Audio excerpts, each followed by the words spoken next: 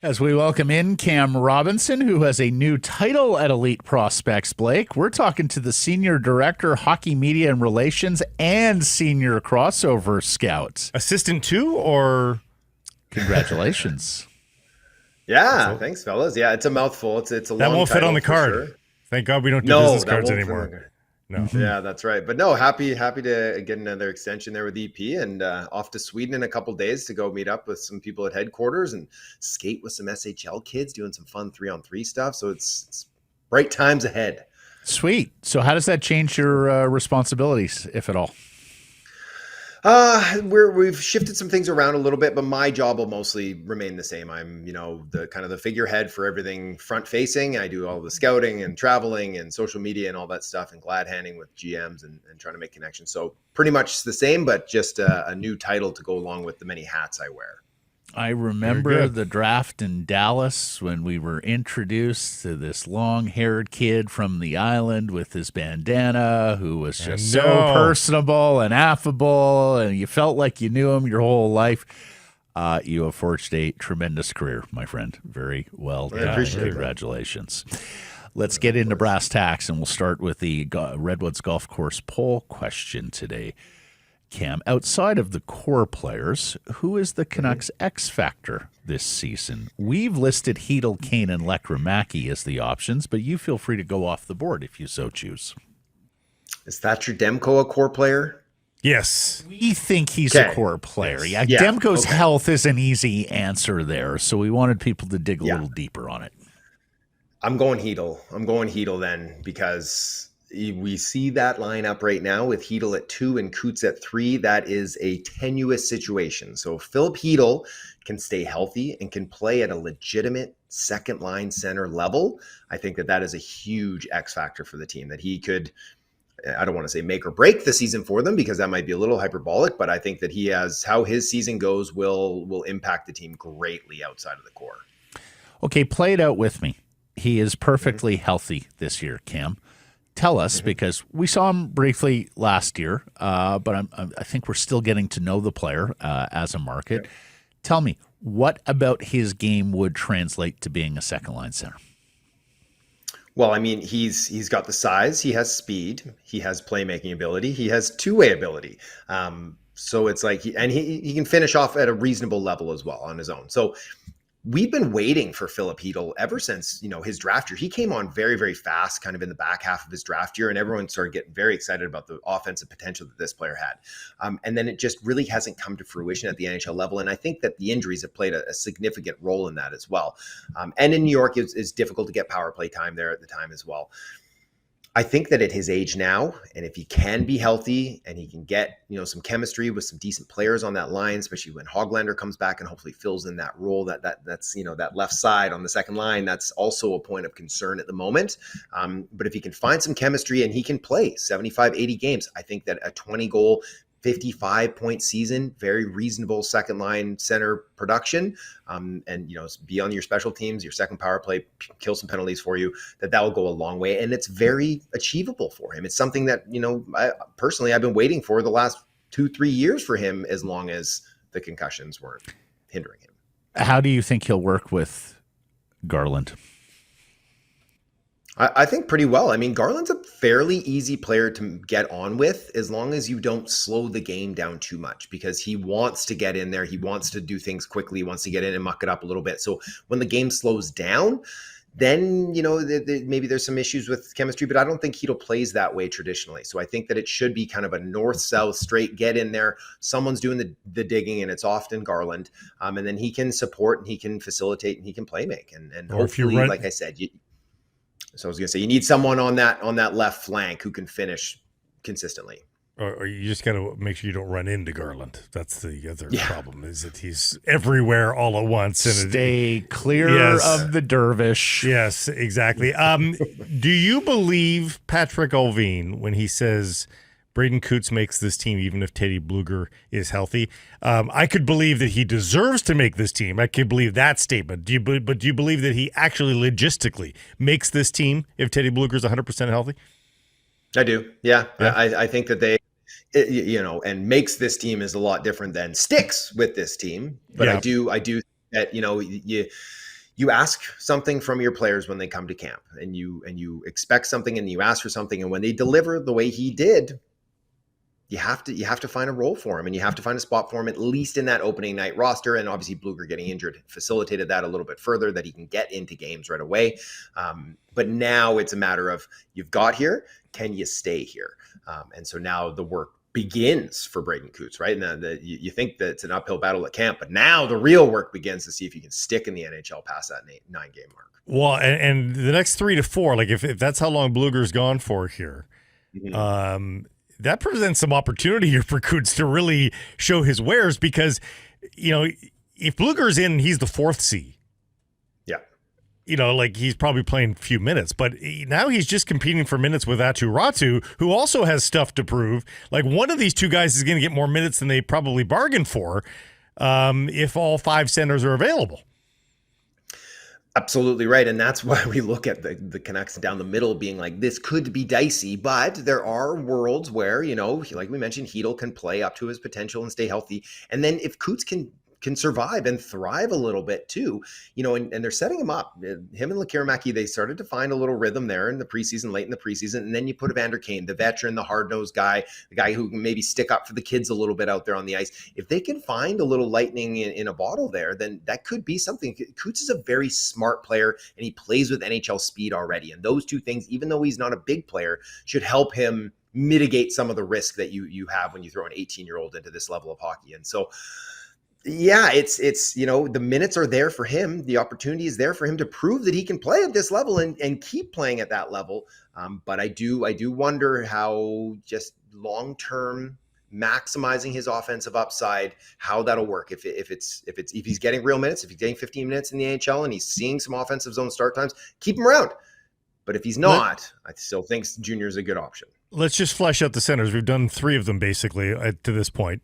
It wasn't a bad preseason and training camp for Ratu, but he didn't grab headlines. Has your faith diminished that he can seize his brass ring? Again, it's a different sized brass ring than that of Chytil's and Patterson's, but where is your confidence level in Ratu right now? It's not super high. It's not super high because we talked about this last week or the week before, where it was like you wanted him to come into camp hungry, that he had to earn a spot or risk ending up on waivers and getting picked up and getting bounced around. And that's kind of like that's not a good start to a career for a guy that sets you off on the wrong foot. So he ended up making this team kind of by default. And so now it's like, now the opportunity is with Blueger out. It's like, do you want minutes? Are you going to be a 13th guy? Or are you going to end up in waivers here in 2 weeks? And that's basically going to be his career trajectory is this next couple of weeks. So we're going to see what he's made of, if he can step up. And, he doesn't have to do a lot of flashy things, but he has to win his faceoffs. He has to be strong defensively, and he has to make some plays when the opportunity arises. And it's not a ton to ask, but he still has to pull it off. One of the tools I quite enjoy on elite prospects, and we've referenced them a couple of times this week already, is the page where you have NHL teams by average age, height, weight, and experience. We referenced it the other day that the Vancouver Canucks are the 5th youngest team in the NHL, the 6th least experienced team in the NHL. But the other thing, and the thing that probably stands out the most, outside of the Pittsburgh Penguins, the Vancouver Canucks are the lightest team in the NHL, averaging 194 pounds per player. Cam, does that matter in today's NHL, or does it only matter in the postseason when quote-unquote heavy hockey comes into play? Yeah, it matters in the spring for sure, and they'll want to add some beef. And I think that this team has showed, going after Zadorov before, bringing in Susie. They have in the past prioritized getting some meat on the blue line or trying to, Joshua leaving. There's and Lekirmaki and Cootes making the team. That's going to bring all that down. So this roster might look, maybe not significantly, but it could look quite a bit different by the time springtime rolls around. And you would think that there will be a priority placed on adding some more meat, some more muscle, and some more experience into that lineup if they are going to be a playoff team. In the regular season, though, Cam, would that daunt you? You've got to get through 82 games. Does their lack of relative heft pose a problem for them? I'm not too concerned about it at this point, and I think they have pretty decent depth as well down in the farm that they can bring guys up when injuries arrive, because they aren't a big team and they might get worn down a little bit, or they have these young guys who might wear down a little bit quicker. So I don't think it's a major concern. Like, obviously you want everybody to be 6'4", 225. That would be perfect, but that's just not the way that they've been drafting and developing at this point. And, they've moved out some bigger bodies. So I do think that they will be looking to add some more of that as the season moves along, though. EPD has practiced on the right side, Cam, as a lefty. We know that Rick Tocchet and Adam Foote were very hesitant to do that for much of their tenure together here until late last year when we saw some more experimentation. What do you think if Elias Patterson winds up playing his offside, the right side on that third pair more often than not? I'm okay with it. As long as he's handling it well. It is a challenge for sure, and Adam Foote would know that, intimately, is that, keeping pucks in on your backhand in the offensive zone, retrieving on your backhand or picking up off the wall in the defensive zone and moving the puck on your offside, not easy, especially in the NHL when you're getting pressured. It's nice to have your forehand to the inside of the ice when you're coming down, when you're looking offensively. That's always a big, big plus, and I know a lot of players prefer to play on their offside because of that. He's handled it pretty well in preseason. He has done it before in the past. He's played on the right side as well. He seems fairly comfortable. So if he's comfortable with it and the coaching staff is willing to let him go and he can handle it, then I'm okay with it. I think this player has a lot of IQ that maybe wasn't noticed early on in his junior career, that he's actually a pretty smart and kind of crafty player still, with a lot of upside. So I'd be okay with it for him if he ended up playing there full time. We haven't spent a lot of time talking about Kiefer Sherwood this month, have we?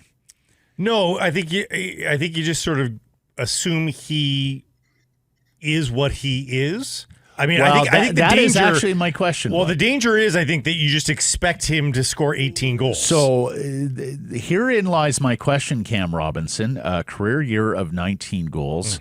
Played 14 minutes and 53 seconds per night last year. That was a full minute 20 jump from his previous career high. Shot 13.5% last year as a career 10.5 point shooter.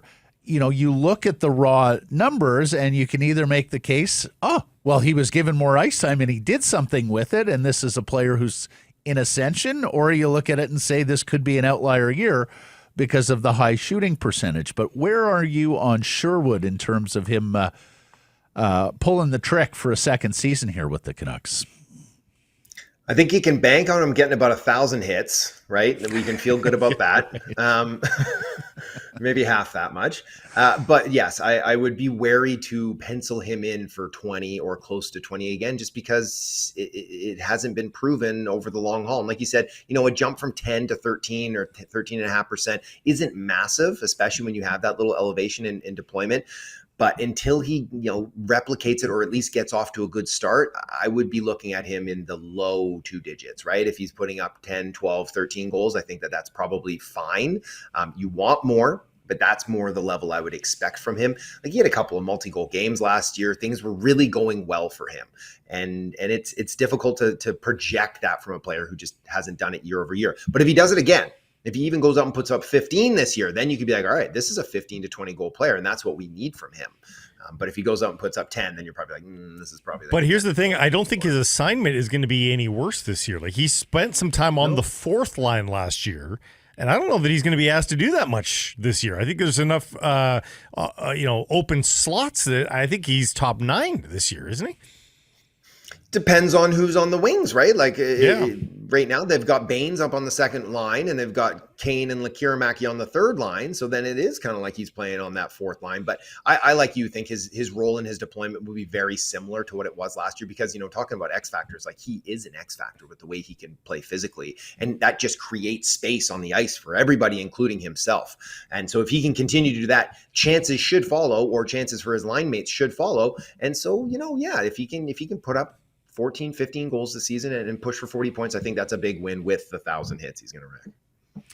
Patterson with DeBrusk and Besser, Cam, they have loaded up their 2 best goal-scoring wingers with their best playmaking center iceman. It should give them all the best opportunity at individual and line success, but of course it does allow for the opposition to match up and counteract the Vancouver Canucks a little bit differently than teams that have a little bit more balanced scoring through the top 9. What do you make of that? How difficult do you think the matchups are going to be for that top Canucks line? And are they making things a little easier for the opposition in terms of matching up on the 3 other combos? It's kind of the hand they've been dealt, though, right? And this is what I thought, even going back into the summers, I thought this is what they would start with, is that they would just load up the top. They will be force-fed top defensive matchups, the top shutdown centers when they're on the road and the top pairing against them, and they're going to have to fight through that. And the real question is, who exactly is going to fight through that, right? Who is doing the dirty work on that line to get it to your best goal scorers, which, all 3 of them are the team's top goal scorers in all likelihood. And so we're going to need to see some more jam out of DeBrusk. That would be useful. And I think really you have to hope that maybe not career years, but that all 3 are going to be at, the top of their game in order for this to be a playoff team. Otherwise, if you start to split them up, now you've got, maybe 2 or 3 more watered down lines, which is harder to match up against, but also harder to really start running ship too. Okay, buddy, we have arrived at the moment of truth, and Cam said he did altogether far too much homework and too deep a dive when I mentioned we wanted this from him the other day. Well, first of all, take us into your process of getting to the prediction of Canucks season point total and division or conference finish, Cam Robinson. Yeah. So yesterday when you told me this, I went and I built myself a model, didn't sleep for the last 24 hours, had that chewing out numbers, spitting out. No, but I fiddled around and I'm looking at all the rosters and I'm watching the games last night. And I'm like, where's LA's offense, boys? How's this team going to win a spot at the top of the division? So